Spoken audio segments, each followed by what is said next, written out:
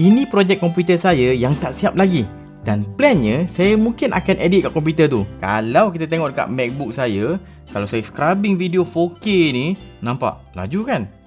Sebab MacBook ni power. Satu sebab kenapa dia power adalah storage laju. PC ni ada juga storage laju, tapi saya tak nak edit dekat storage dekat PC ni. Saya nak edit video direct dekat saya punya NAS, Network Attached Storage. So bila edit dekat sini, tak adalah kacau saya punya storage komputer. Kalau tengok saya punya NAS ni, dia ada NVMe punya SSD. So laju storage ni. Untuk saya akses pula storage yang laju tu, saya perlukan networking yang power. Dekat tangan saya ni pula ada dua barang. Satu network card yang boleh support 10GB punya connection, dan satu lagi adalah network switch. Dua-dua boleh support 10GB punya connection. Okay, first saya nak pasang dulu saya punya network card ni, pasang dekat PCIe slot dekat PC kita. Then kita punya network switch, kita cocok power dia. Lepas tu kita akan nampak ada beberapa lubang RJ45 sini. Satu lubang saya akan connect pada router saya supaya semua yang connect sini dapat internet. Dan kalau kita tengok lampu untuk router saya kan, belah kanan LED warna amber dalam 1GB punya speed. Sebabnya saya punya router ni 1GB saja speed dia. Sekarang saya connect pula saya punya NAS dekat satu port sini. Tengok dia punya warna sekarang hijau belah kiri. Hijau belah kiri dah support 10GB punya speed. Bukan semua device tau support speed laju macam ni.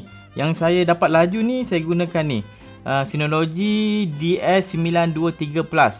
Yang ini yang lama ni DS220 tak support 10GB.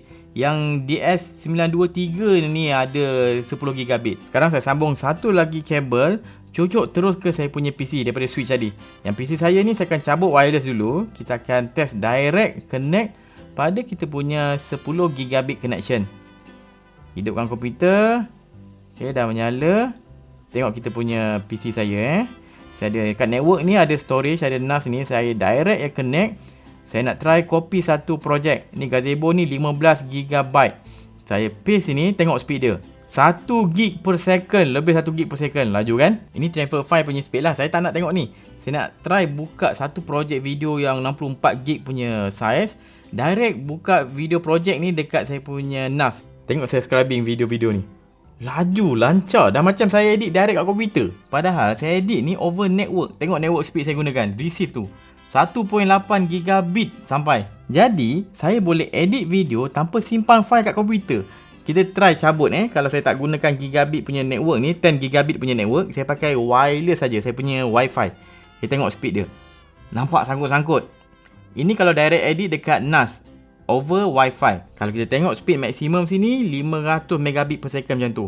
Kalau tadi sampai 1800 Mbps per second. Lagi laju. Okey, sekarang apa yang sebenarnya sedang berlaku? First, target saya nak edit video yang resolusi dia adalah 4K. Untuk itu, file-file video saya yang saya record mesti dalam 4K juga. Untuk video 4K saya, dia punya size dalam 100 Mbps per second. Dia punya bitrate dia. Ini bermaksud, kalau saya play secara normal, dia akan guna dalam 100 Mbps per second. Kalau saya scroll video tu laju-laju, maka lagi banyak data tu dia kena baca. Contoh, kalau saya scroll video tu laju sebanyak 10 kali, kita kali 10. Jadi, kita kena baca file dengan kelajuan 1000 megabit sesaat. Ini kalau kita scroll laju tadi lah. Kalau kita scroll laju lagi, nak cepat tengok video macam tu, kita scroll ke depan, maybe 20 kali ganda kelajuan dia. Untuk scrubbing video laju macam ni, kita perlukan 2000 megabit setiap saat.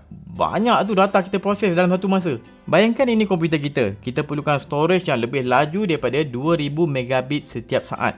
Kalau tengok storage yang saya guna tadi tu, saya pakai NVMe punya SSD. Dia punya speed sampai 3000 megabyte. Lagi besar daripada bit tau. Jadi bab storage ni tak ada masalah. Sekarang storage ni bukan dalam komputer. Saya letak storage ni dalam NAS. Kenalah depend pada connection antara NAS dan kita punya komputer. Tu yang kita kena ada pakai ni. Saya pakai daripada TP-Link ni. Ini network card yang boleh cover speed laju sampai 10GB per second ataupun 10,000 megabit per second. Daripada network card ni saya boleh connect terus kepada saya punya NAS. Tak ada masalah sebab dua-dua support 10GB punya network. Tapi saya nak letak satu switch, network switch, supaya masa depan saya boleh tambah lagi banyak ataupun beberapa device yang boleh support 10GB punya network. Mana tahu komputer satu lagi ataupun ada NAS satu lagi yang dua-dua boleh support 10GB punya network. Sedap air sejuk tengah-tengah panas ni kan. Cakap pasal air, korang tahu tak? Sebenarnya ramai lagi orang dekat pedalaman tak ada akses air bersih. Ni kat Malaysia tau. Jadi saya nak ajak korang untuk join Yayasan Ikhlas dalam kempen air bersih diorang. Kalau nak bantu, saya akan letakkan link dalam description. Jom sambung. Okey, itu je.